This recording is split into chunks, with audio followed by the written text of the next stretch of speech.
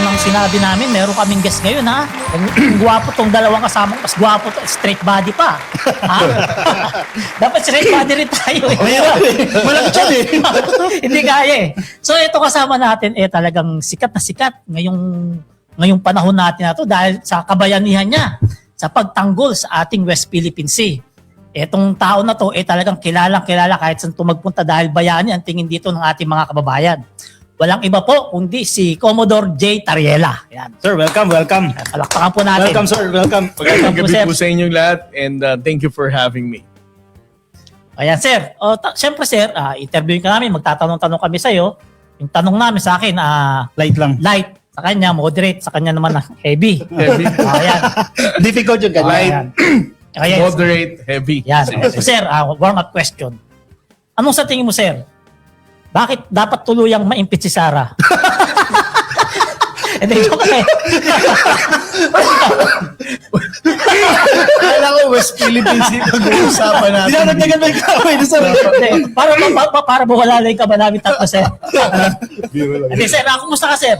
Okay naman. Tuloy pa rin ang ginagawa natin. Wala naman nagbago. So, yung paglaban natin sa West Philippine Sea, kumusta na, sir? Tuloy pa rin. Gaya na sinabi ni Pangulong Bongbong Marcos since day one, he's not going to surrender a square inch of our territory to any foreign power. So mula noon hanggang ngayon, patuloy pa rin nating tinitindigan ito. Kasama natin, of course, the Armed Forces of the Philippines, the entire Philippine Coast Guard, and the Bureau of Fisheries and Aquatic Resources. Lahat kami, patuloy pa rin nagpapatulya dito. Sinisiguro natin ang kaligtasan ng ating mga maingistang Pilipino. Sir, kung ngayon monitor mo yung social media, ikaw yung sikat na sikat eh. Oo nga eh. Tapos may mga issue na lumalabas na kailangan mo daw mag-tone down ng presence mo sa media and not only sa social Bakit media. naman magtotoo doon? Nasasapawan sila. Siguro, dahil so, may mga conflict daw na nakikreate yung presence. Totoo po ba yan? May directive po ba against us? Alam mo, sinakgot na ni Yusek Claire to. No? Mas kilala si Yusek Claire na Anti-Claire. Oo. Sinagot na ni Yusek Claire to, there's no directive from the president. No? Particularly sa Malacanang na mag-tone down ako. There's no reason for us to stop what we're doing. Ang paniniwala ng ating pamahalaan, what I present to the Filipino people is really necessary para mas tumaas ang kamalayan ng ating mga kababayang Pilipino pagdating sa usapin ng West Philippines. Sa tingin mo, sir, bakit kaya meron tayong mga iilan, konti na lang sila, sir, kasi marami nang namumulat ngayon sa paglaban natin sa West Philippine Sea. Bakit kaya may patuloy pa rin na medyo sumasaliwa? Bulag pa rin sa Oo, katotohanan. bulag pa rin sa katotohanan. Alam mo, para sa akin, hindi ko alam kung hindi nila naiintindihan ng issue o talagang may mga kababayan kasi tayo na nakarelate sila sa political perception eh. Yun yung lagi kong sinasabi. Dapat kung sinusuportahan mo man sila Duterte, kung pilawan ka man or loyalista ka, dapat hindi tayo nasisway ng usaping politika eh. Dapat bilang Pilipino, pag pinag-usapan ng West Philippine Sea, nagkakaisa tayo lahat. Unfortunately, may mga kababayan tayong they look at it that way. Na porke yung minamanok nila sa politika hindi nagsasalita or tahimik or iba yung paniniwala at paninindigan nila. Ganun na rin sila. Sir, Ito na yung heavy, sir. Hindi po, hindi na. Naging-curious lang kung sinabi niyo na dapat ang susunod na Pangulo ay pareho ng polisiya ni Pangulong Bongbong Marcos. Ngayon, parang nagkaroon ako ng idea na bakit ba nung panahon ba ni Digong tinatago yung mga nangyayari sa West Philippine Sea at hindi ipinapakita sa publiko? Nagkakaroon ba ng bullying, harassment, cannoning, laser gunning noong mga panahon yun at ngayong panahon ni PBBM lang lumalabas sa mga ganitong pangyayari? Alam mo sir, napakaganda ng tanong mo, no? Kasi kung makikita mo sa social media, yung mga DDS trolls active yan magsabi na dahil itong panahon ni Pangulong Marcos, mas maraming insidente. Buti pa nung panahon ni Tatay Digong. Wala. Correct. Diba? Yun nga po eh. For two good reasons. No? Una sa lahat, we need to understand na nung panahon ni Pangulong Duterte, 3 insidente lamang ang naisa publiko. The first one, kung maalala nyo, ito yung mahingisdang Pilipino na binangga yung mga DDS, sinasabi nila noong panahon ni Digong, wala naman mga insidente nangyayari sa West Philippine Sea. Ngayon lang panahon ni PBBM nagkaroon ng maraming insidente. So, ibig sabihin parang hindi effective si BBM sa kanyang diplomacy dito sa China, no? Dito sa West Philippine Sea. Kaya tinatanong ko si Commodore J kung bakit ganun na wala ba talaga insidente noong panahon ni Digong? O Well, balikan ko lang yung sagot ko kanina, no? Bago tayo mawala sa ere. There are two ways to respond to that question. No? And kaya sinabi mo, no? Yan yung laging makikita nating comments sa mga DDS trolls. Ang buti pa ang panahon ni Tatay Digong, walang insidente. It's because 3 insidente lamang ang nabalitaan natin. No? The first one is when the Filipino fishermen ay nagkaroon ng binangga, no? Na-experience nilang pagbangga ng Chinese Maritime Militia noong 2019. And what they did, they went out to the media and they narrated yung events, no? Na kung saan sinabi nila, binangga kami at pinabayaan kaming mamatay. And thankfully, nandun lang ang mga Vietnamese fishermen kaya nabuhay sila dahil iniligtas sila. Ang balitang ito ay nakarating sa Malacanang, ang sabi ni Tatay Digong, wag na nating palakihin ang simpleng banggaan lamang. Simple, no? Simple. Simpleng banggaan lamang. Pero muntik mamatay mga kababayan natin, ha? Muntik mamatay, no? And the second incident is when the Philippine Coast Guard in 2021 presented photos and videos. Sinasabi namin nakakabahala ang presensya ng more than 220 Chinese maritime militia sa loob ng Julian Periperi. Ang sabi ni Attorney Harry Roque, wala naman daw tayong dapat ikabahala dahil labas daw ito sa exclusive economic zone. And to fact check him, that Julian Periperi is actually inside our own exclusive economic zone. So hindi totoo yung sinasabing labas.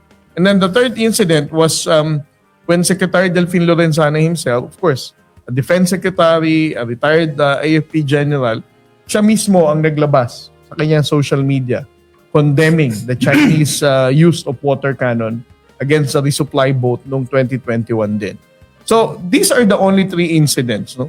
Hindi nagpa-press con, hindi PIA, hindi PCO ang naglabas nito. Private media. Yes, and of course, through the initiative of Secretary Delfin Lorenzana. So, ang tanong, wala bang insidente noon? Of course, there are incidents. And obviously, from these 3 incidents na nangyari na to, ang nangyari na kanang administration, it's either they will downplay the incidents or they themselves will not allow that particular incident to be publicized. No? And secondly, ang isang dahilan is because sa panahon ni Pangulong Bongbong Marcos, mas marami tayong pagpapatrolya.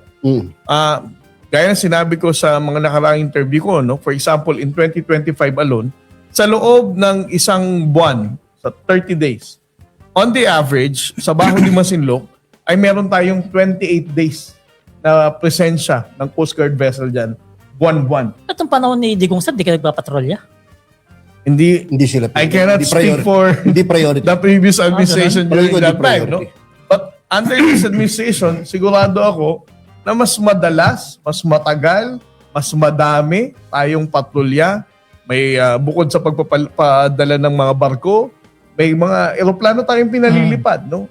And the Filipino fishermen really appreciate, no, what the Coast Guard, the Bureau of Fisheries and Aquatic Resources are both doing para siguraduhin makapangisda sila ng malaya at hindi mabubuli ng Chinese Coast Guard. So ngayon, ang status po nakakapangisda sila sa bandang West Philippine Sea. Yes.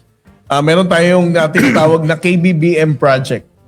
Kadiwa para sa bagong bayaning mangingisda. Ayos, I-launch natin yan last year kasama ang, of course, the Department of Agriculture dahil Kadiwa program to and the Bureau of Fisheries and Aquatic Resources.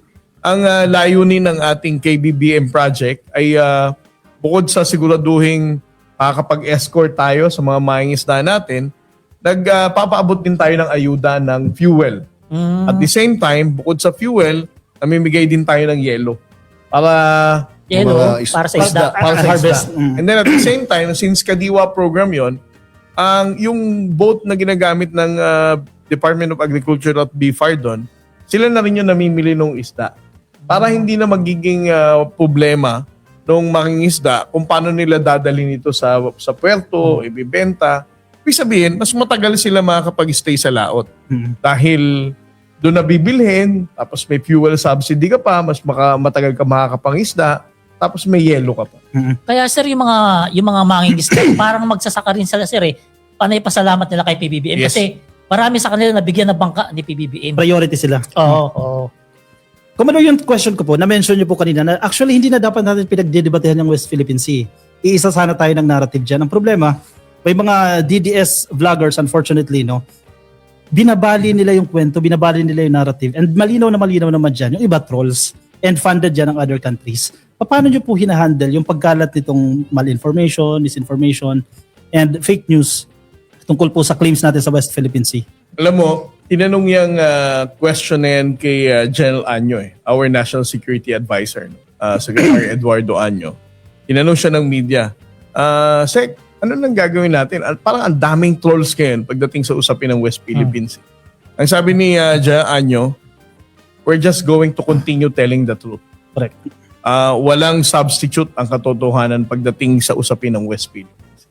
Kahit anong tumbling ng trolls, alam natin kung ano ang posisyon natin. Lagi tayong may resibo. Lagi kong sinasabi, kapag may insidente, we have photos, we have videos. Ano pang pag-twist ang gagawin mo? Diba? Paano mo sasabihin ang mangingisdang Pilipino ang nangharas ng China Coast Guard? Diba? Oh, yes. Kumbaga, kailangan mo matinding mental gymnastic para ma-justify mo kung sino ang may tama at may maling naratibo. Eto sir, question from our viewers sir, sabi sir, pakitanong kay Commodore J, ano sa tingin niya, bakit nasabi ni Senator Marcoleta na bitawan ang KIG at kung ano yung sinasabi niyang coordinates? Well, una sa lahat, no? Sinagot na ni Senator Marcoleta yung sinabi niya na yun. Kasi after a few days, wrong context lang daw. No?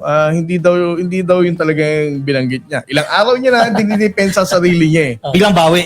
Di ba? I mean, to be fair with Senator Marcoleta, hindi naman na yun yung, that's not what he meant. No?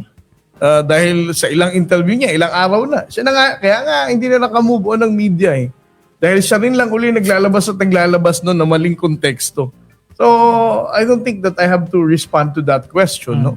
And as to the coordinates, nagsalita na rin Senator Tolentino, yung mga submissions sa sinabi ni Senator Marcoleta. This was all already answered by Justice Carpio, Senator Tolentino, and Attorney J. Batungpakan.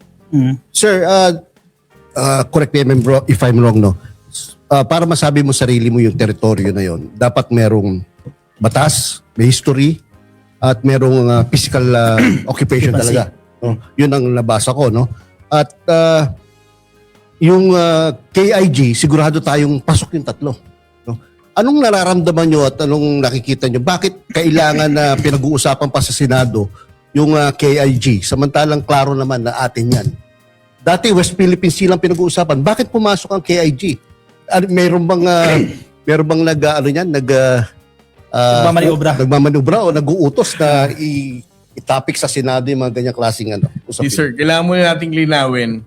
Kapag sinabing West Philippine Sea, no, para hindi malito yung mga viewers natin. Kapag sinabing West Philippine Sea, hindi lang ito yung Bajo de Masinloc or kasama ba ang Kalayaan Island Group. Pag sinabi nating West Philippine Sea, that is actually the western seaboard. Mhm. And it's not just in Zambales or in Palawan. It starts with the northernmost province, which is Batanes, down to Ilocos, Pangasinan, Zambales, Bataan, Mindoro, and Palawan. That's the entirety of West Philippine Sea. Okay. No? Ibig sabihin, kasama na dito rin yung exclusive economic zone natin, which is 200 nautical miles because of UNCLOS. Sinasabing ang coastal state, meron dapat entitlement ng maritime rights o sovereign rights niya ng exclusive economic zone. So, ibig sabihin, ang West Philippine Sea, pag sinabi mong West Philippine Sea yan, that includes Luzon Sea, Bajo de Masinloc, and Kalayaan Island Group. So, kaya lang naman naging popular lang uli nitong mga huling araw yung salitang Kalayaan Island Group dahil ginamit kasi ni Senator Marcoleta. And he was actually referring dun sa 4 maritime features na sinasabi niyang labas sa exclusive economic zone. Although, kinorek again, to be fair with Senator Marcoleta, in-explain niya na, that's not what Taken he out of meant, no? context Taken naman. out of context. Ang sinabi niya lang is yung Pag-asa, Parola, Lankiam Cay, and Kota Island. Etong mga areas na to, particularly Pag-asa, for example, through the Presidential Decree 1596, nung ginawa ang Kalayaan as a local government, we have been occupying that for a very long time already. As a matter of fact, meron nga tayong komunidad dito eh.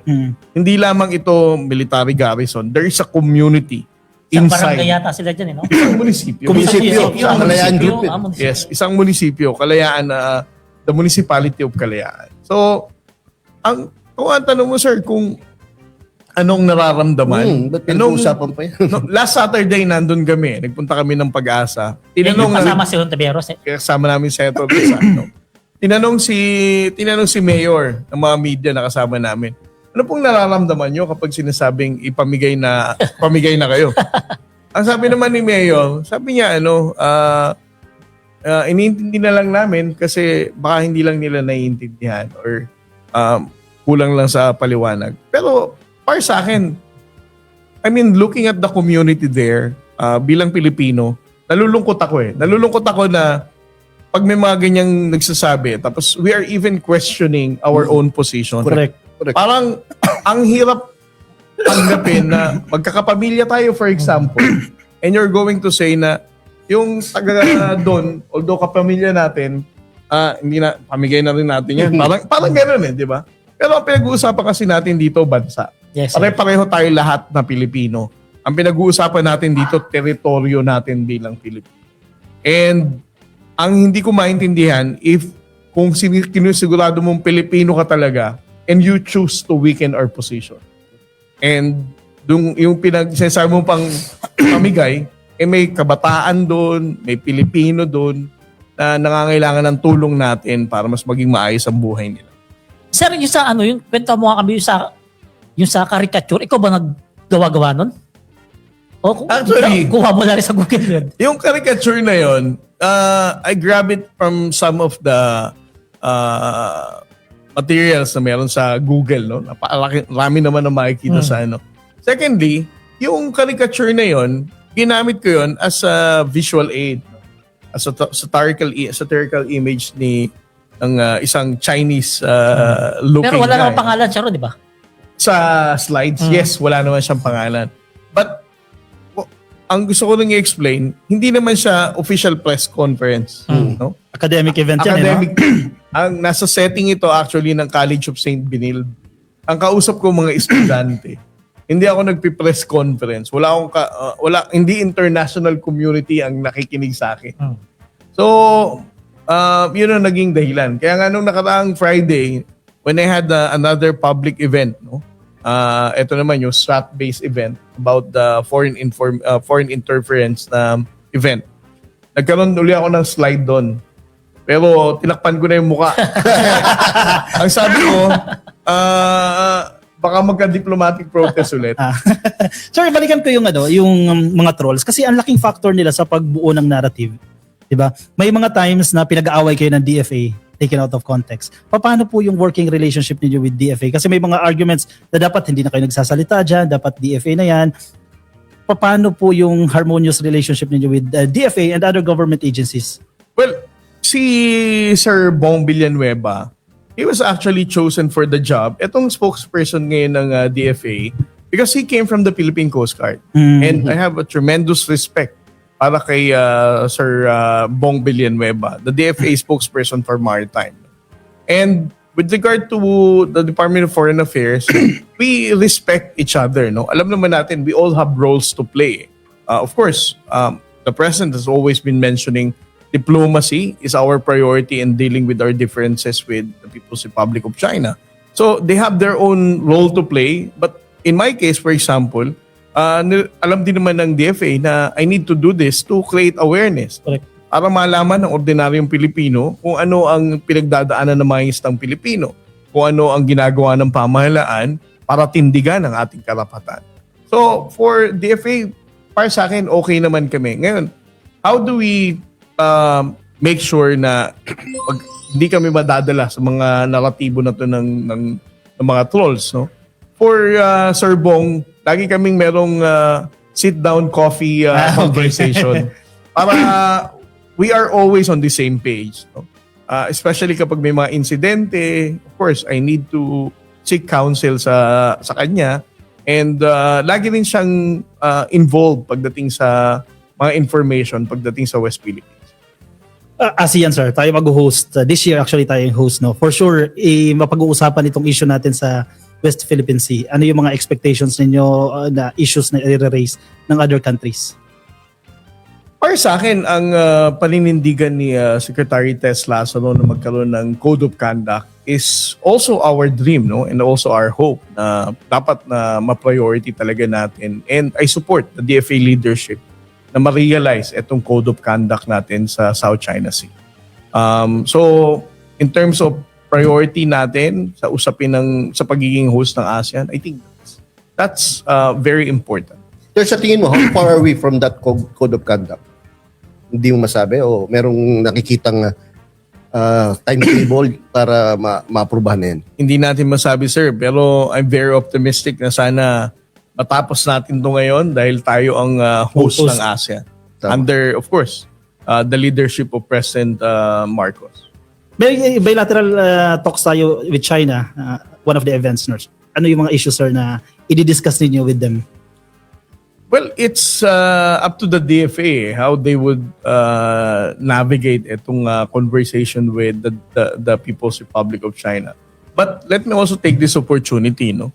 Na ang ugnayan natin sa China is not all about West Philippine Sea. Correct. Binanggit na rin yan ni Pangulong Marcos, no? Na ang pakikipag-ugnayan natin sa China, hindi West Philippine Sea ang totality dito. First, we have economic trade and investment, meron tayong tourism, madami tayong ugnayan, people to people, cultural exchanges, marami tayong pwedeng pag-usapan. And West Philippine Sea is just one of those topics na pwede nating pag-usapan pagdating sa ugnayan natin sa People's Republic. Sir, maliban sa Amerika, sir, na kaalyansa natin, sir, kumusta yung alyansa natin sa iba bansa gaya ng Japan, Australia?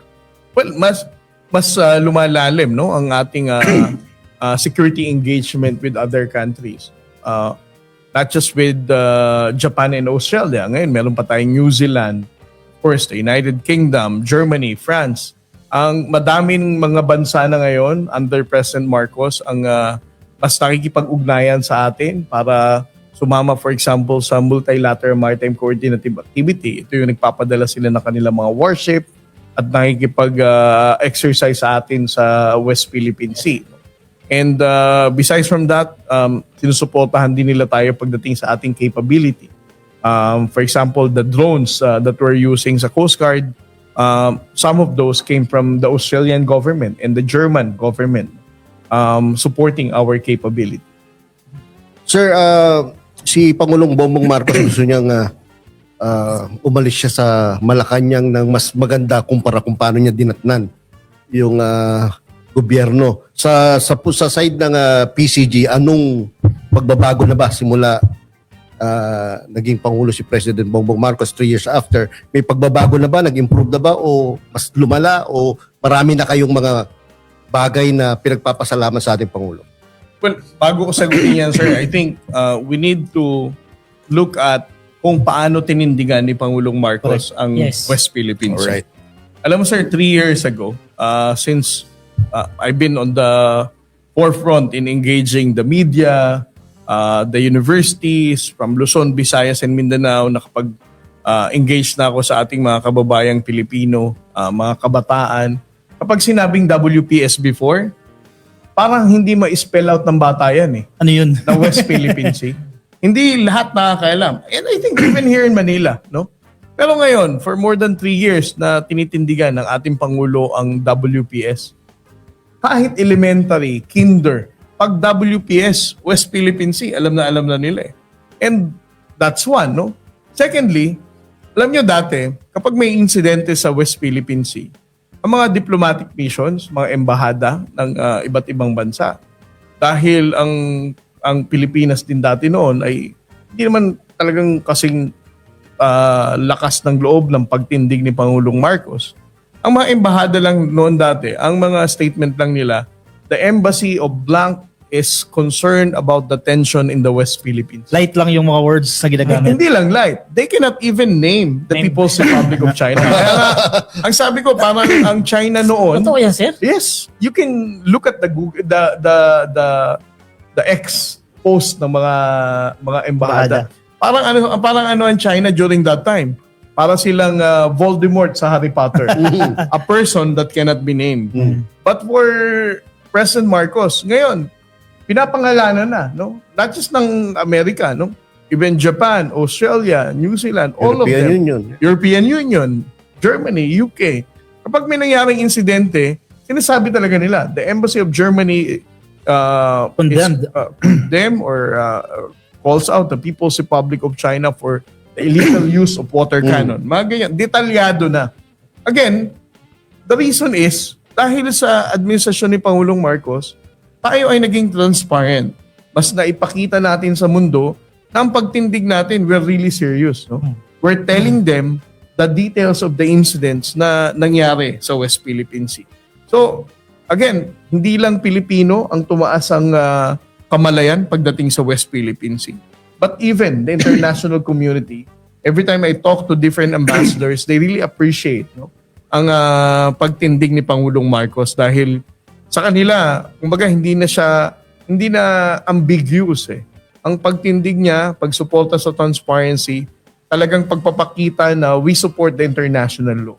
That we're not exposing this to provoke or escalate the tension, but we're telling the international community na we need all your voices to condemn the Chinese aggression in the West Philippines.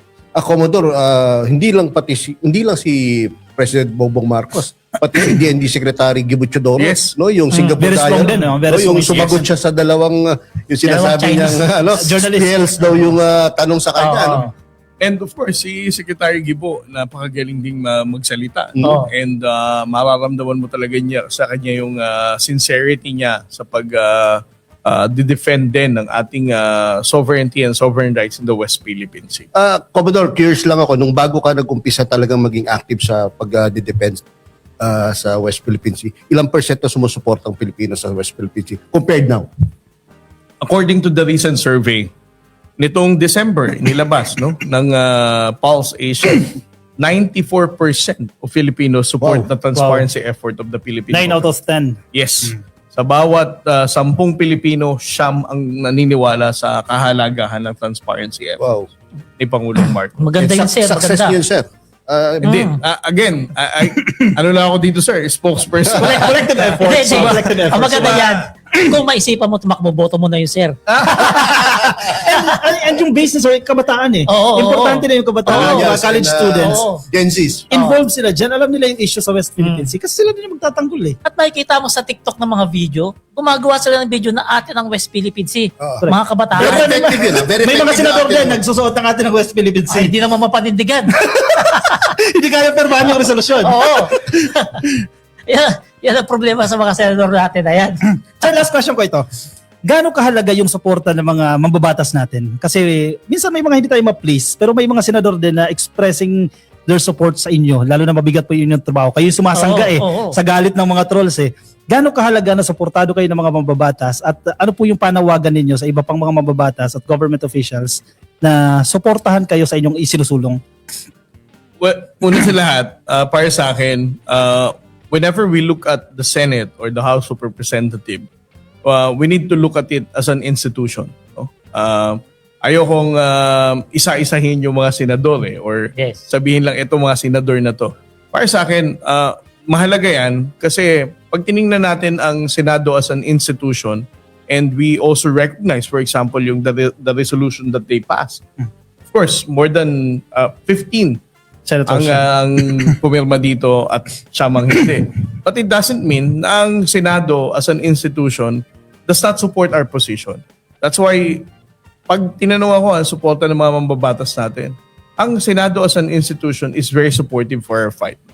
Not just for the resolution na ipinasa nila, but even for budget. Correct. Sa leadership ng mga nakaraang Senate President from Senator Mig Subiri, to Senator Cheese, to Senator Vicente Soto. They have all the support. And of course, alam naman natin na kung ano ang guidance din ng ating Pangulo. So, ang ating mga batas from House Speaker Romualdez to House Speaker D, ang sukatan ko kasi ng impact ng suporta talaga nila pagdating sa pag-aproba ng budget. Alam mo, last year, ikunento lang sa amin ni Commandant, no, ni Admiral Ronnie Hilgaban. And of course, I would also like to recognize ang aming Commandant, Yes. no, sa pamumuno niya, kaya tayo nagkaroon ng mas maayos na transparency effort, Admiral Gaban. I-share niya sa amin, noong last year daw, na budget hearing, nagpresenta ang Coast Guard ng budget. Ang ginawa lang daw ng Kongreso sa kanila, pinatayo sila. And then the members of the Congress ay pinalakpakan sila at sinabing thank you for your service. Oh, galing ah. Kung meron pa Courtesy kayong, approval. kung meron pa kayong kailangan, sabihin nyo na lang po, there's no reason for you to defend your budget. Wow. No? So, para sa akin, itong ganitong mga gesture no, ng ating mga mambabatas really shows no kung paano nila sinusuportahan ang ating laban. Tama. Yung mga ilan-ilang mga nagpapahayag ng kanilang opinion about our position in the West Philippine Sea. We're a democratic country, okay naman yan. But again, those individuals na nagpahayag ng kanilang dissent or disagreement with our position does not represent the entirety of the House of Representatives and the Philippine Senate. So, tungkol dyan, gano'ng kalaki na bang tinaas ng budget ng Philippine Coast Guard? Simula, ano? Malaki-laki na, sir. Malaki Dahil nung 2022, ang miyembro lamang ng Philippine Coast Guard is somewhere between 20,000 plus. At nung nagsimula na maging Pangulo, si Pangulong Marcos, ang number na ng Philippine Coast Guard is now up to 36,000. Almost double Dumami na. Oo. Yes. Almost double na. So, ano pa lang yan? 3 taon pa lang nakakaraan. Pero may plans pa na i-augment pa yung Yes, numbers. there are plans to increase the number of personnel. And of course, the Coast Guard vessels. No? Under this administration, we were able to get the support of the Japanese government to acquire 5 more 97-meter vessels. Ito yung pinakamalalaki natin. Gumagana na yun, sir?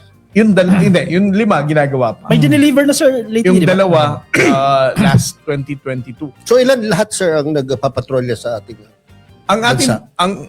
ano na yan, sir, operational details. Okay. Pero under this administration, sir, mas marami tayong pagpapatulya. So from Japan, under this administration, they work for the acquisition of 5 more and 40 patrol ships Wow. from Dami na. France. Anong timeline natin dyan sir? By 2028? Papasok. Hopefully, itong 2028, may mga mauuna nang maidi-deliver na malalaki, no?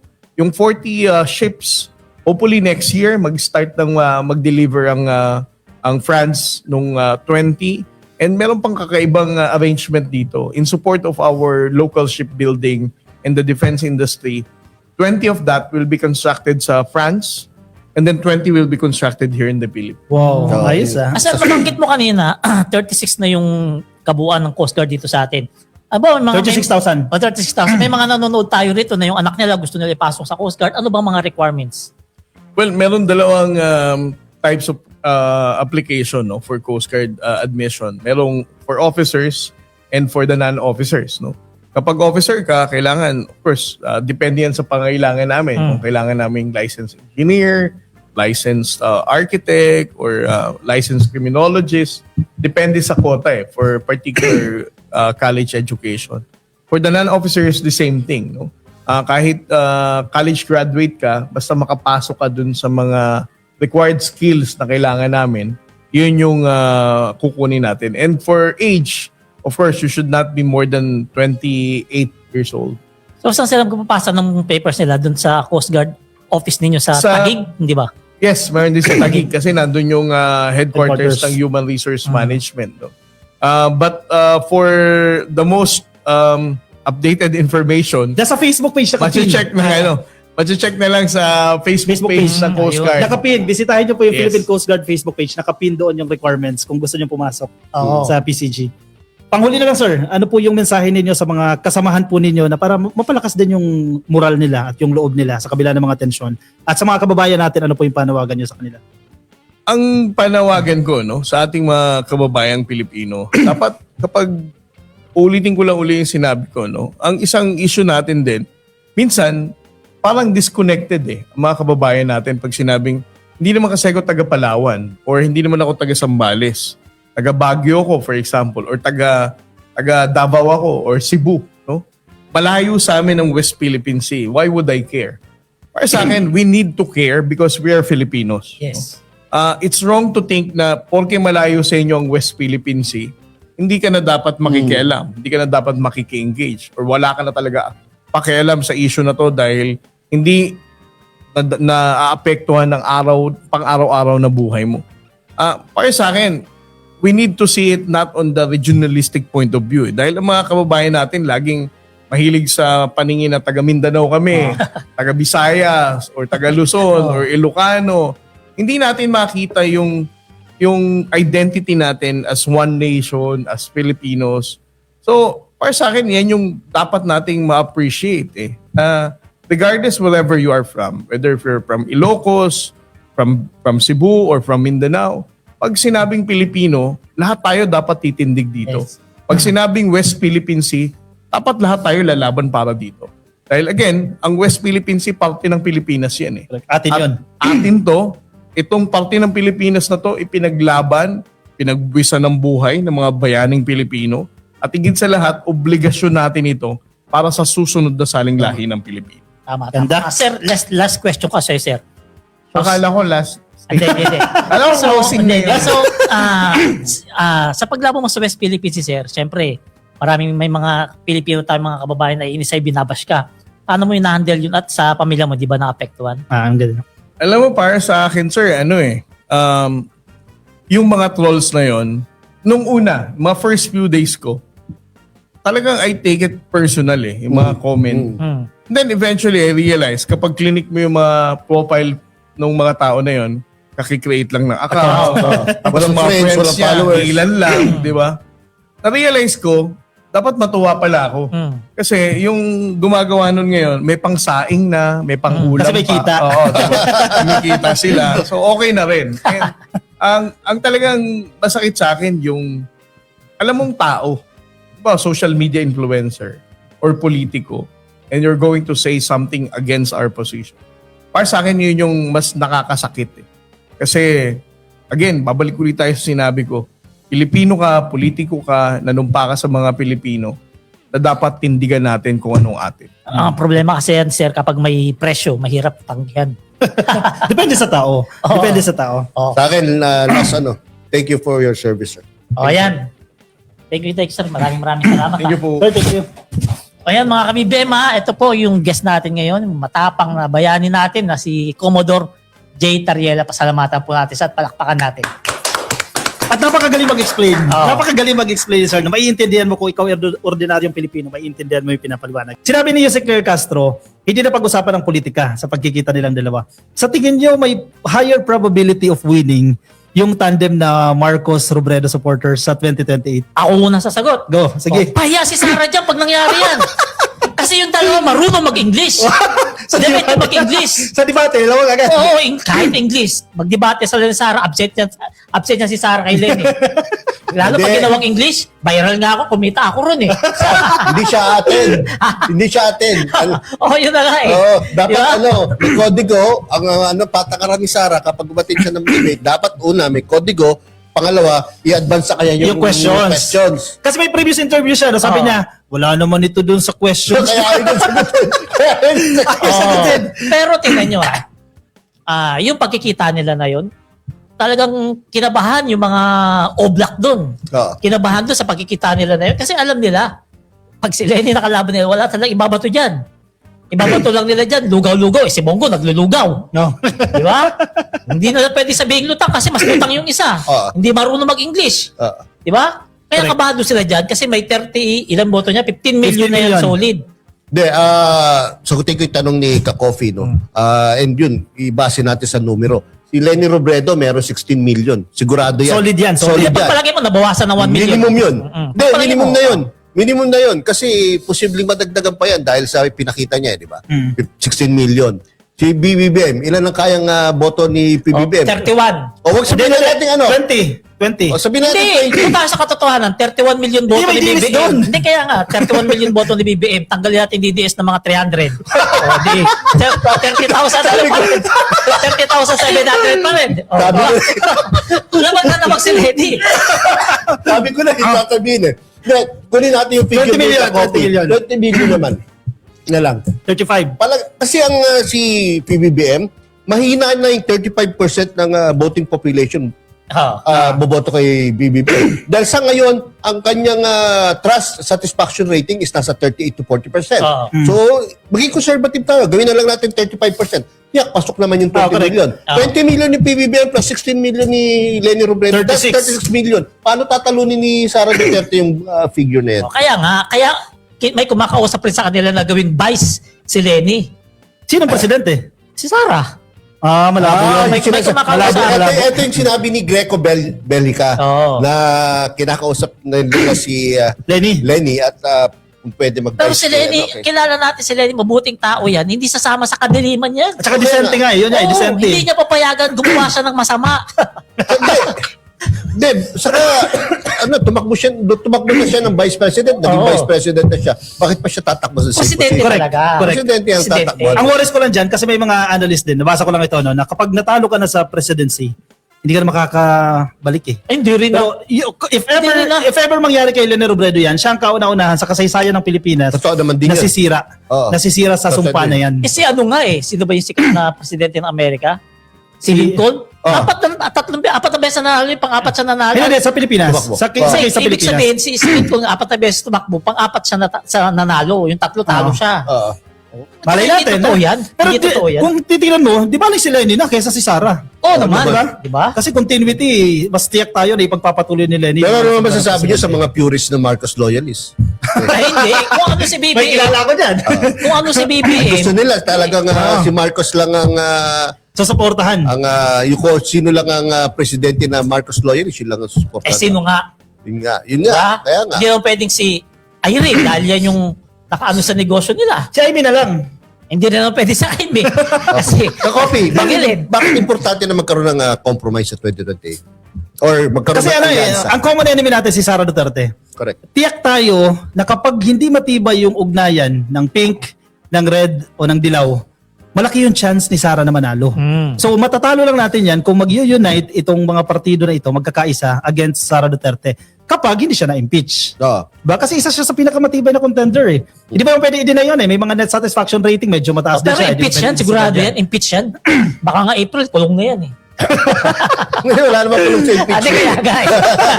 Masyado positive to si pala eh. Hindi, pero meron kasing mga kanina Hindi. lang, meron akong napanood eh. May mga bumabalik na eh.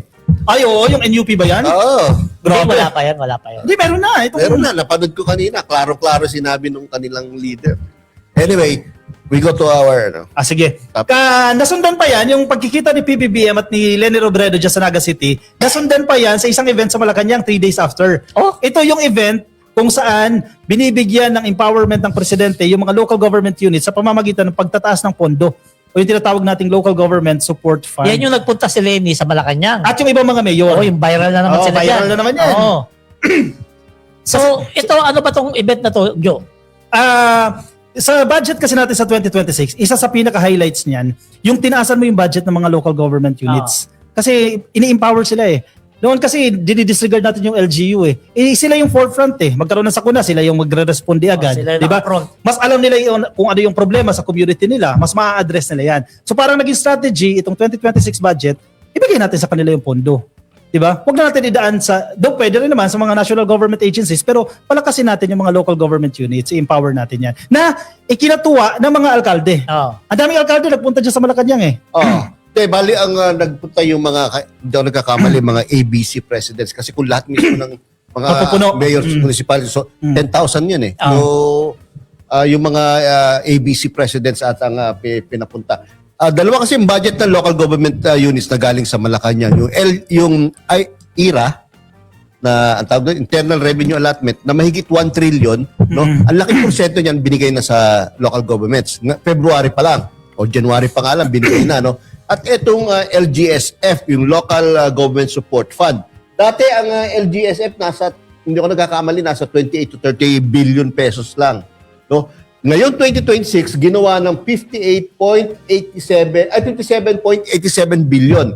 At ang kagandahan ngayon, no, ang diskarte ng administrasyon ni Pangulong Bongbong Marcos, hinati na yan sa lahat ng munisipalidad at cities, no? Sa lahat ng probinsya, equitably. Anong paraan yung anong equitable distribution yan? Base sa population. Okay? At ibinigyan lahat, no? Walang exemption. As in walang naiwan. Kaya nga ang naging titulo ng programa nila is sa Bagong Pilipinas, bawat bayan makikinabang. Talagang lahat ng bayan na kinabang, at kung makikita nyo sa mga social media post, no, maliit na munisipyo, malaking syudad, no, nagpapasalamat sa Pangulo dahil lahat sila nakatanggap. Kaya Depende pala, sa laki ng kaya kanilang pala ganun na lang populasyon. yung pasasalamat ni Governor Barry Cuatro. Isa pa yun. Isa pa yun. Cebu, no? Oo. Kilala natin yun na sinasabi nilang DDS, pero dito walang DDS. Oo. Talaga inuuna niya yung paglilingkod sa nasasakupan niya. At pati yung tuwan-tuwa sila Mayor Vico Soto ng Pasig at Mayor Benji Magalong ng Baguio, tuwa. Kasi nakita na nila na equitable yung pagbibigay. Samantalang in the past, ang pagbibigay ng LGSF, palakasan at nawawala pa yung mga requests. Ganun? Oo. Sinabi mismo ni PBBM sa kanyang speech, nawawala yung mga request. No? Hindi na lang natatabunan, no? Hindi na lang nakikita. Pero malayo ka sa kusina, itatabi lang. Tapos palakasan. No? Ngayon hindi. Very equitable ang naging distribution at natanggap na nila February pa lang. No? Kaya talagang tuwang-tuwa ang mga mayor sa buong Pilipinas. So ngayon. may mga gamit sila na panibagong pondo, dagdag pondo para sa nasasakupan nila. Oo. Pero ang pinaka natuwa talaga ako diyan, hindi yun sa pagkikita nila PBBM at ni Lenny, hindi yun sa pondo-pondo eh. Nahagip ng camera si Benhur Abalos. Syempre. Nandun doon. Wala isip ko, bakit kaya nandun si dating Benhur? DILG secretary or may iba siyang personality Hindi, doon. baka bibigyan siya ng pwesto siguro. Kasi malapit na mag-tapos yung Oo. Sa palagay ko, hindi malayo na kinokonsult siya ni Pangulong Bongbong Marcos from time to time. Kaya nandun siya. Especially tungkol sa local government. Hindi kaya units. siya yung gawing vice president pag na-impeach si Sara? Hindi pwede. Hindi pwede. Kasi galing na sa Congress. House Senado. Hindi, pinapasaya ko lang si Yaya para libre tayo pagkain mamaya. Ikaw dapat kasi ikaw yung nawala. I-quote ko lang si Presidente. Maganda itong line na sinabi niya, no? And I quote the President, no? Differences in politics should never prevent us from working together. Kasi yung mga alkalde doon, mula sila sa iba't ibang partido, iba-iba. except kay Sara, pero nagsama-sama sila para magtrabaho. Nation first, ang sila sabi niya, personal agendas later. Yung sa sa interview niya doon sa Naga City, sinabi niya, serbisyo muna bago Correct. politika. Correct. Pero yan din ang ibig sabihin nun. Sa kanyang, kung di ako nagkakamali, pinost niya yan sa kanyang sariling FB account. No? Ang sinasabi ni Leni Robredo, no, basahin ko rin yung statement ni Leni Robredo, no, parang reunion, quote and quote, no, at umaasang bibilis ang project dahil direct downloading ng pondo at mas kaunting political interference. Matindi rin ang pasasalamat niya kay Pangulong Bongbong Marcos. Pero dito mo talaga makikita yung kasabihan sa politika na walang permanente sa politika. Correct. Walang permanenteng Enemies or kaibigan, friends. walang permanenteng kalaban. Ang permanente lang si Digong habang buhay na rin nakukulong. Yun. Pag-release na yun, ha? Pag-release na yun. Pag-release yun. Viral bukas yun. Viral yan bukas. Marami na naman magko-comment. Marami na magmumura sa'yo. Mark, next topic. Grabe, sakit pa rin nalalamunan ko hanggang ngayon. Sige. Kaya, nako, pag-usapan natin tong Ay, napakaganda nito. 18 Marites. Pag-usapan, hindi ba rin sa 18 Marites to? Marites, Oo, kasi alam naman natin kahapon, merong mga komedyanteng lumabas, lumabas sa social media at kung ano-ano naman mga Ano kasinungaling. to? Nag-apply sa comedy show? Hindi, Press con. Hindi. Nag-audition. Nag-audition. Nag-audition. Ngayon kung ano-ano na naman kasinungalingan, tagpi-tagpi na mga pinagsasabi na talagang pinagtatawanan talaga sila kahapon ng mga Pilipino. Hindi nga napag-usapan eh. Di ba? Wala nga nag-cover ng mga malalaking mainstream media eh. Mas nag-viral pa si Norman Mangusing kaysa kanila eh. Viral talaga. Sapaw sila kay Norman Magusin. Diba? Ngayon, etong mga to, 18 Marines daw to, pero maraming nagsasabi, lalong-lalo na yung sa pamunan ng AFP, na meron pala rito ng mga hindi pala talaga sundalo. Hindi, sabi ng Philippine Navy, 4 dyan ay never naging miyembro ng Marines. Oh. 4. Yung iba, awol, resigned. Oh, Yung iba resigned. naman, awol. Yung- At yung mga nag-awol, natakot daw lumaban sa, or makipagbakbakan sa basilan, kaya nag-awol na lang. So, sa madaling salita, walang matino. Wala. Oh, doon sa 18 na yon. meron siguro isa o dalawa. Pero Tsamba pa yun. karamihan dishonorably discharged.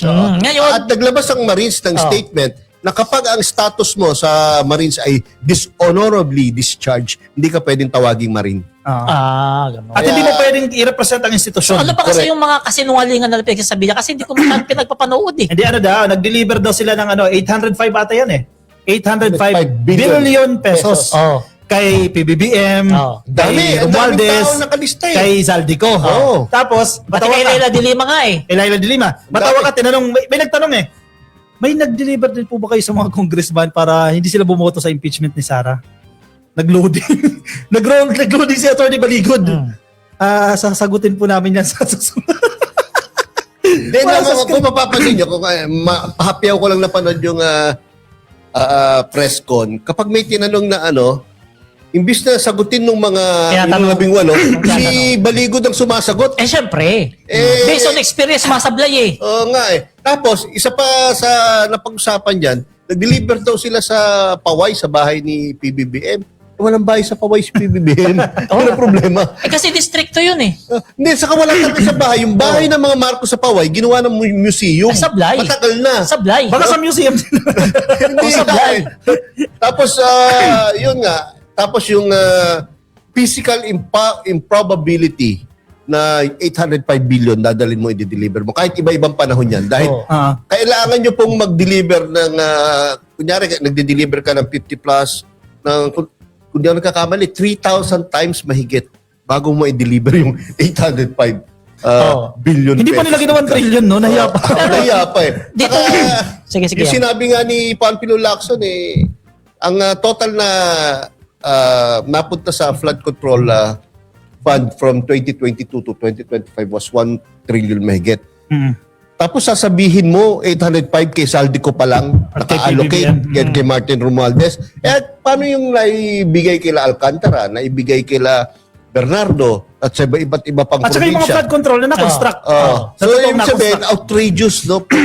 Preposterous yung mga pinagsasabi ng sa press con na yan. Kaya Oo, talagang hindi na mo paniniwala. Oh, so Kaya sabi ni Senate President Tito Soto, it's a tall story, no? Kaya hindi niya na pinatulan. Dahil sinama rin. pati Inaway Tito kaya Soto. siya ng asawa niya? Kasi nga, hinahanap, 5 maleta ba naman? 5 O ngayon, maleta. ngayon tanong ko sa inyong dalawa. Bakit kaya ngayon lang nila nilabas itong circus nila na to? Ano kayang mga nasa isip Feeling ko ng mga niyan. bugok na to? Feeling ko niyan, kasi ongoing yung confirmation of charges hindi Oo, sa ICC. Gusto nilang i-release yung narrative. Hoping na makakakuha sila ng atensyon. Kaya nagpa-press ko na naman sila dyan. Wala naman bago dun sa nila.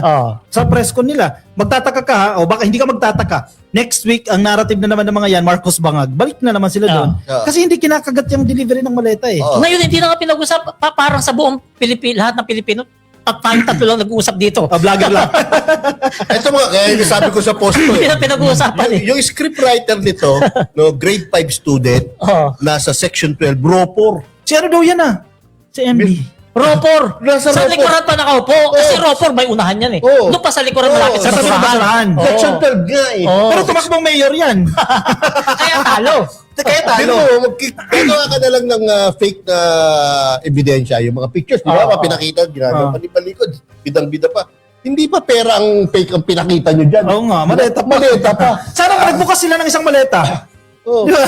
Tapos, ito pa, lumabas yung mga actual picture na dinaya. Oo. Halatang AI eh. Yung sa pinalitan yung maleta, mga kung ano-ano pa lang mga gamit yung nandun sa baba. At yung chopper. Pati yung chopper. Iba no? yung plate number. Tapos, meron pang isang maleta, 3 tao nagbubuka. May gulong naman. Baka barya. Ay, baka nga barya. Barya yung laman. Pagbarya. Paano sila makakaabot ng bilyon kung barya ngayon dadali nila?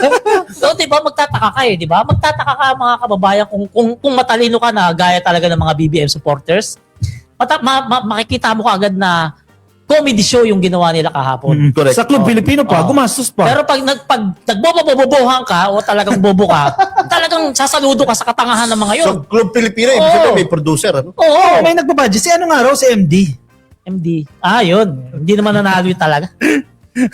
Alam mo, kabarangay ko yun, nalulungkot ako doon. Dating, nung bata yung progresibo yun. At saka ano yan, sinuportahan ni Ay, PBBM ideal, yan. ano yun, Kinampanya pa natin yan nung unity. Grabe. Nauwi na lang siya sa pagiging fake news peddler. Nagiging dami na lang siya. Ang nakakatuwa rito, yung mga kababayan natin, hindi kinagat yung circus nila na yan. Oo. Hindi kinagat. Gaya nga nasabi ko, baka ngayong araw to, tayong tatlo na nag-usap tungkol dyan eh. Kaya nga. Kasi hindi pinapansin. O sige, lipat na tayo ng topic. Punta na tayo sa International Criminal Court. Oo, yun. So, Ito, maganda to. ito, habang buhay talaga to, walang uwi ito. Oo. Sigurado, ayan. Ongoing yung confirmation of O, yan, charges. ikaw na magbasa, tapos na si Joe eh.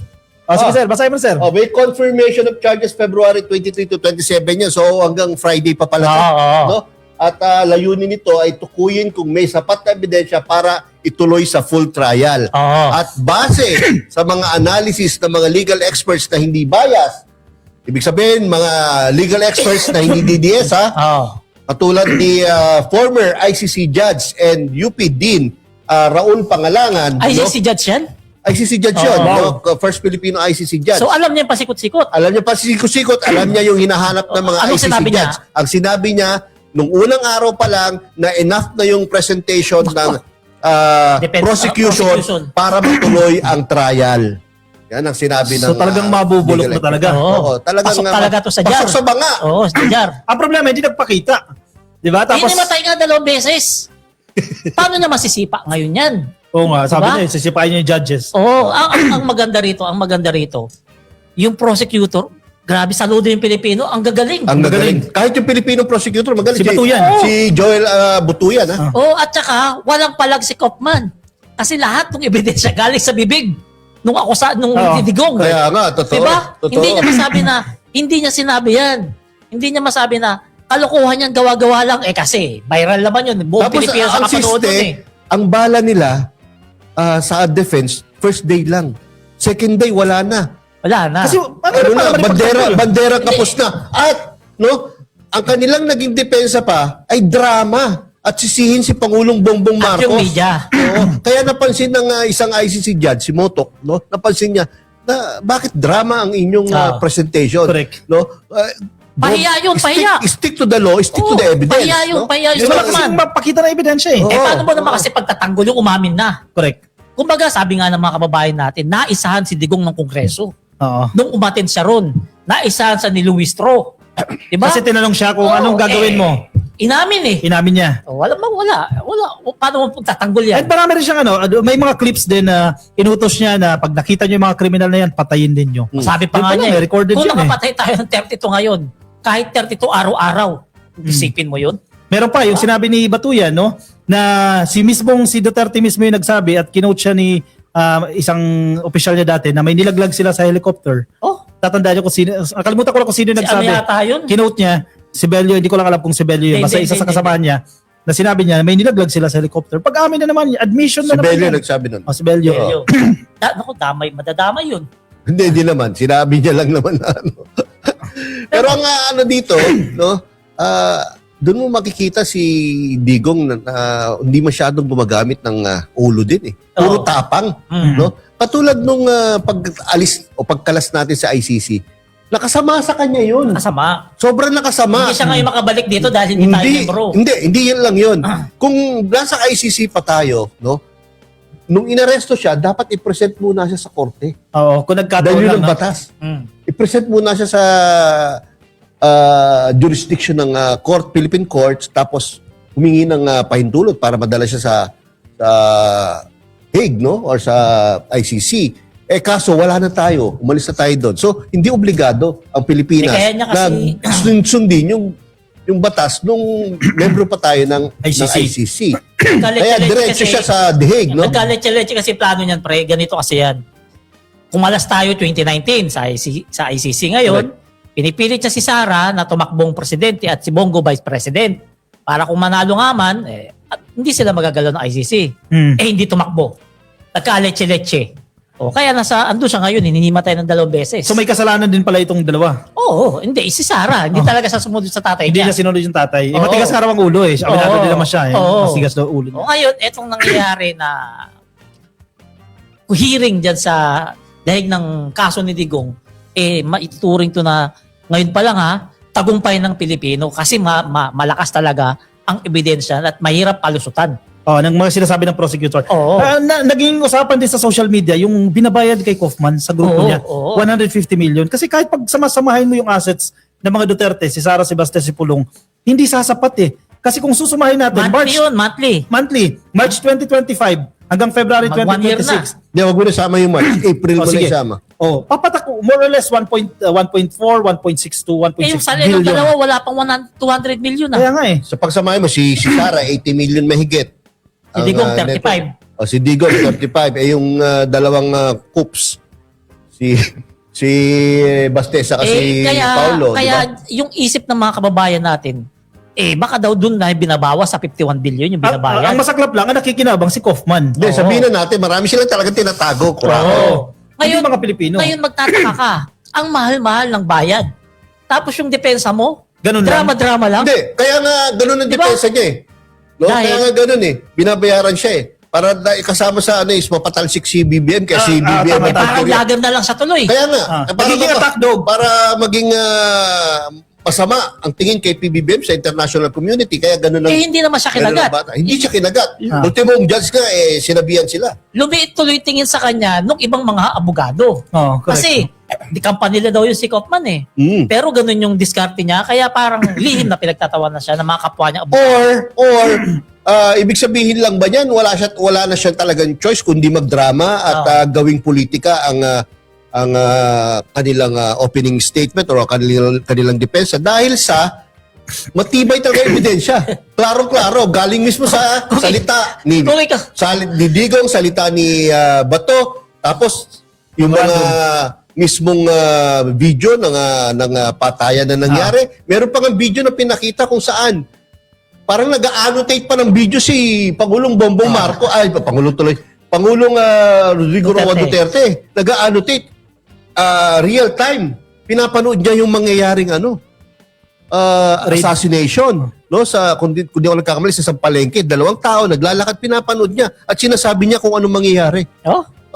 At sinabi niya kahit hindi kita sa video, 3 yung bumagsak doon sa So kung ikaw tanong kita, kung ikaw si Kaufman, paano mo ipagtatanggol si Digong? Ano sasabihin mo? Ay nako. Ano nga ba sasabihin ko? Tulog na lang. Ako feeling ko, ang pinaka-purpose. Ikaw, sagutin mo yung tanong ko, ano sasabihin mo pag ikaw si Kaufman? Ang pinaka para kay Kaufman, palabasin niya yung mga nangyaring patayan ay hindi alam ni Digong at hindi niya otorisado at ang palalabasin niya ay mga lang ng mga pulis. Decision yun. Personal Decision. decision. Siya nga ng nagutos mga pulis at mga mga So, ikaw, taong sasabihin mo? pumatay. Hindi ko na ipagtatanggol si Digong eh. Ang gagawin ko na lang, i-delay ko na lang ng i-delay, antayin ko na lang mamatay. Kasi kapag namatay na siya, hindi siya makukonvict. So may honor pa rin, di ba? Kasi at least hindi ako convicted sa ICC. Namatay ako, ongoing yung trial. So, di ba, innocent pa rin siya unless proven guilty, di ba? So, magtatapos siya, maganda yung reputasyon niya. At paldo naman si At Kaufman. paldo siya. Hindi, tama rin si Jodon dahil nangyari nga yun. Nag-file sila ng isang damakmak na Delaying tactics. motions, no? Or delaying tactics para ma-delay itong determination of, di ba? Charges. Pag ako sabihin ko agad, I rest my case. Hindi sinugi ka. O sige, last topic. Ikaw na pre. Impeachment ni Sara Duterte. Ito. Nako, paborito to ng lahat ng mga kababayan natin kasi maraming mga Pilipino ngayon ang pabor. Ilang porsyento yun niya? May pabor na nasagutin ni Sara? 72%. 72 72 yata eh. 72. Around that, 72% Tama. ng mga Pilipino ang pabor na sumalang si VP Sara sa impeachment para masagot niya yung mga aligasyon na ibinibintang sa kanya. So, ibig mo sabihin na palerista, ultimo mga DDS sumama doon. May mga DDS na nagsasabing Yung mga totoo, or bababa lang talagang porsyento ng mga Duterte Yung supporters. 72% na yun, mga Pilipino yun ng mga matitino. Wala pa doon yung 300 na DDS na matatanggal sa boto ni Hindi sila DDS. natanong kasi busy sa trolling. Oo. 300. Ngayon, ano ba ito nakasulat? February 23, 2026. Tama ba? Apat na verified impeachment complaints formal na in-repair sa House Committee of Justice. Tapos, ang alam ko, March 2 hanggang March 4 ang Ano yan? Ang Gagawin nila yung hearing ba yun? hearing. Hearing. Yung pagdinig. walang abogado yun. Walang abogado. So, ibig sabihin, paano walang abogado? Ano lang yan? Sila yan. Sila yung mga miyembro ng House Justice Pupunta Committee. si Sarah. Alam ko wala rin. At tapos dyan nila i-determine yung sufficiency in form and sufficiency in substance. Oo. Parang yung ginawa nila kay PBBM. Di ba? So, kung March 2 to 4 yan, 3 days lang yan, sa tingin ko, bago matapos yung March, maaakyat na ng Senado yung impeachment case sa Sara. Naku. At hanggang na-judge ang si Tito Soto, didinggin yan forthwith. Fourth with yan. So by this year, for sure, may makukonvict. Oo. Ngayon mga kababayan etong impeachment ni BP Sara tsaka sa impeachment ni PBBM, although parehong impeachment yan, pero magkaiba yun. Kasi yung kay PBBM, lahat yun hawsyaw. Lahat yun gawa-gawa. Walang sufficiency Walang substance, substance. kaya nga nabasura ka agad. Etong kay Sara, lahat mabibigat ang ebidensya. At na-establish yung ebidensya, Oo. 2025 pa lang. At nadagdag pa yung kay Madriaga. Oo, yung statement Na na kayang Madriaga. kayang humarap sa mismong pagdinig kahit kaharap pa si Ilan BP bang Sara. kasama sa articles of impeachment? Ito yata, Anim, pito, yung pito. 2015, anim. Pag Plus yung pito kay yung kay Madriaga, Madriaga. So 7. magiging 7 yan. Oo. Kaya, Isipin nyo, tapos yung 7 na yun, dapat yung maintindihan mga ka-BBM, kahit alin lang dun. Kahit isa lang, Kahit isa lang dun sa 7 na yun ang pumasa. makonvict siya. No? Sa House of Representatives at madalas sa Senado. No? Pasok siya sa banga. Oo. Impeach siya. At ang pinaka-importante, masilip yung bank accounts. Oo. Malalaman natin kung totoo yung sinasabi ni Trillanes na billions of pesos ang pumasok sa bank account ng mga Duterte. Yan ang nakikita kong kumbaga pinakamalaking smoking gun. Na kapag nakita ng taong bayan yan, yung kanyang suporta sa taong bayan, palagay ko, uhulas yan o yung mababawasan ng gusto yan. Kasi Kasi- hindi nila kaya ipaliwanag kung Oo. bakit sila merong bilyong-bilyong pera sa bangko. Sabi nga ni Trillanes sa interview kaganina, next week na raw yan mabubuksan. Wow. Next week. Sabi ni Ayos. mismo Ang bilis ni Trillanes, next week.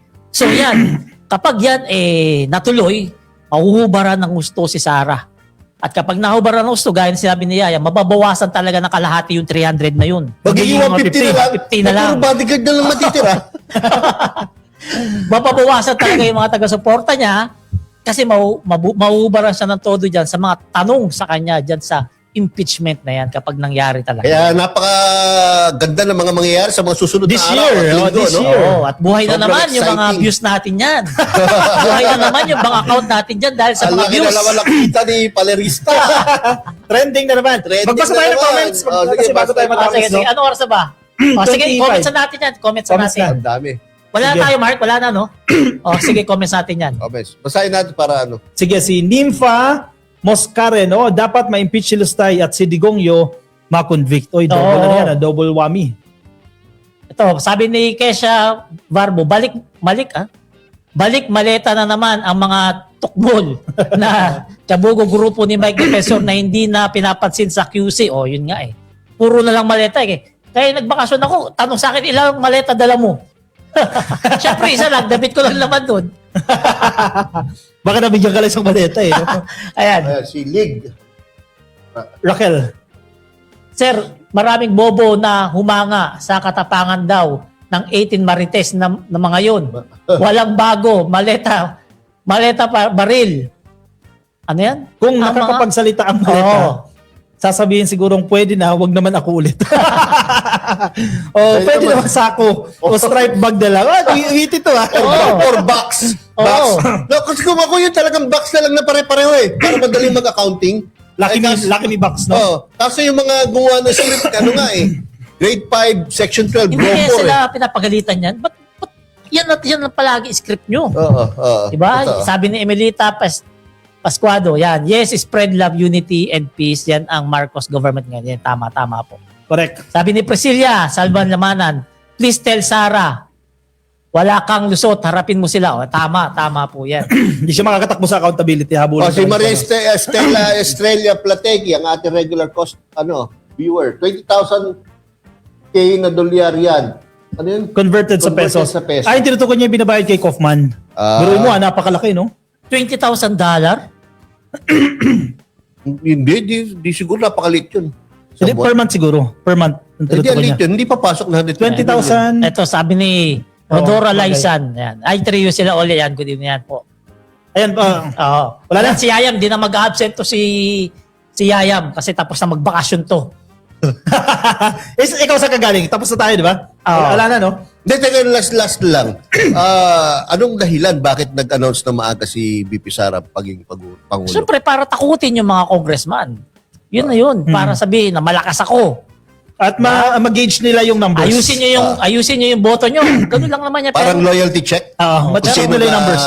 kakampi sa kanila? Yan mo, sino hindi? may umano agad, di ba? May tumalon agad eh. Meron agad mga nagsasabi na hindi na dapat i-impeach, no? Na dating kasama sa mga pumirma. Correct. Pero para sa akin mga kayaya, mga ka-BBM, bantayan po natin yung mga congressmen na pumirma noong 2025 at hindi pipirma ngayon 2026. Dahil sa tingin ko, no, ang pinaka motivation lang nila kung bakit hindi sila pipirma ay politika. Tanungin natin, bakit hindi? Protektahan ang kanilang sarili na against sa kagustuhan ng taong bayan. Dahil gaya nga sinabi kanina, 72% ng mga Pilipino gustong umarap sa impeachment si BP Sara. Kaya kung hindi pipirma, itong mga pumirma last year, ibig sabihin, gusto lang nila protektahan ng kanilang mga sarili. Kaya dapat Alam mo, po, ito- malaman natin kung sino-sino yan at dapat wag natin iboto sa 2028 Alam yan. mo, sabi nga ng ibang mga kababayan natin, mga tanga raw yung mga congressman na ganyan, mga babaliktad, mga tanga raw. Kasi bakit? Iba yung boto ng mga senador sa botohan ng presidente. Correct. Isang mga senador, ilang senador boboto mo, di ba? Correct. 12. Pero sa presidente, isa lang yan. Isa lang. At kung si Lenny kalaban niya, tagilid talaga yan. Buti pa si Barbers nagsabi siya, no? Boto pa rin siya sa impeachment dahil Barbers yung lalaki. lalaki sa kayong babae. Pareho atang Kasi si lalaki, hindi siya ngayon ang nakaupo yung asawa niya. kaya yun yung sabi ni itong mga Duterte, hindi naman mananalo sa amin yan. Ba't kami hindi boboto sa O, impeachment? hindi ba nila nakikita? Hindi mananalo yan si Sara nga kasi nga, kung titingnan mo yung boto, yung boto lang ni VP Lenny. Sa 15 million na yung walang tatagilid dun. Diba? And regardless Lahat kung yung mananalo Lenny o hindi yung facts yung tingnan mo eh. yun. Di ba? Hindi ka naman, hindi mo boto yan eh. Boto yan ng mga nire-represent mo eh. Kaya ka nga Correct. representative eh. Oh. So dapat sensitive ang mga congressman sa mga surveys. Katulad nga nitong credible survey na to na 72% ng mga Pilipino gustong impeach or sumagot si Sino ba nag-survey? Okta? Strat-based, SWS. SWS. Oh. Pero ako kung matino akong congressman, magkaroon ako ng public consultation. Alam mo ko yung gustong sabihin ng mga residente ko. Di ba? Kasi kung bumoto ka man o hindi ka bumoto, may justification ka. Ito yung sinasabi ng mga tao eh. Under my supervision eh. O Ako kaya, maintindihan ko pa yun kung sa Davao concentrated yung mga congressman na to. Kasi talagang, syempre, yung mga Davaoenyo, talagang para kay Duterte yan, no? Kay Sara. Pero kung nasa Metro Manila ka, nasa Luzon ka, Pera-pera tapos yan. hindi ka pipirma o hindi ka sasang-ayon sa bagong impeachment na to, kalokohan yan. pera-pera nga yan, Merong sabi ibig ng mga sabihin. kababayan natin, pera-pera. Ang iba dyan mag-abstain lang, hindi papasok. Oo. So, abangan na lamang natin. Pero sa tingin ko, papasa pa rin yan kasi marami pa rin lusot pa tayong rin mga congressman yung talagang matitino. Hindi, Yung, kung di ako nagkakamali, is 300 plus na congressman, 1/3 lang. So 100 plus lang 105 lang kailangan eh. 105. papasaya, At papasaya. palagay ko, sa numero pa lang ng lakas CMD ni Congressman Martin Romualdez, nila Boji D, nila Congressman Sandro Marcos, no? May Pasok enough na. numbers para plus the Makabayan Bloc, yung mga The pinks, the yellows. the party list, Oh. no? Na kaalyado ng lakas CMD.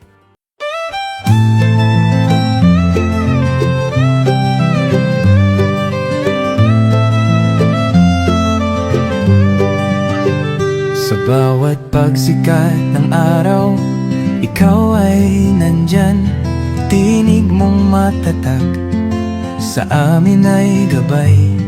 Pag-asa ng bayan, pangakong totoo. BBM, isa kang totoong tao. Sa mahirap at api, ika'y sumusuporta. Tapat mong paglilingkod, lahat kami nakakita sa iyong pamumuno. Bayan ay umaangat, bagong Pilipinas, pangarap ay tapat. Ikaw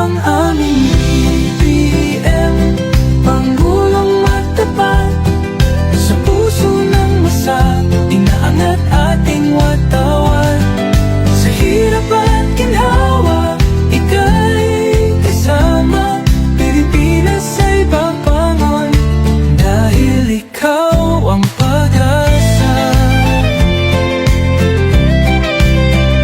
Mula Luzon, Visayas hanggang Mindanao, boses mo'y umaabot, dala ay pag-ahon. Magtulungan, magkaisa, sabi mo sa lahat, para sa bayan, ikaw ang aming alamat.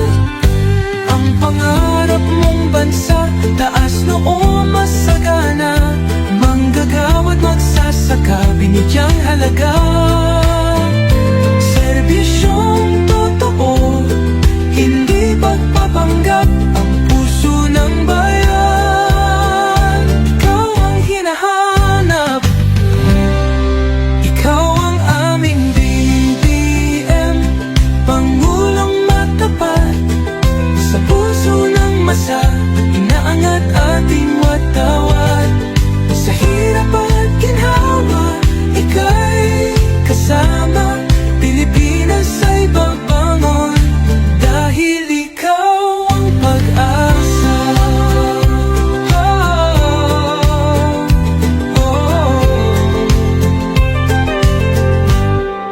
Ikaw ang aming BBM, Pangulong matapat, sa puso ng masa, inaangat ating watawat.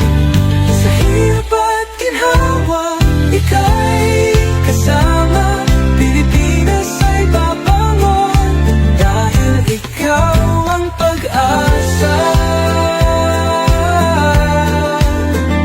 Kaya't kasama mo kami sa iyong adhikain, bagong Pilipinas, sabay nating kampihin, tapat at matulungin. Ikaw ang patunay, BBM, sa puso ng bayan.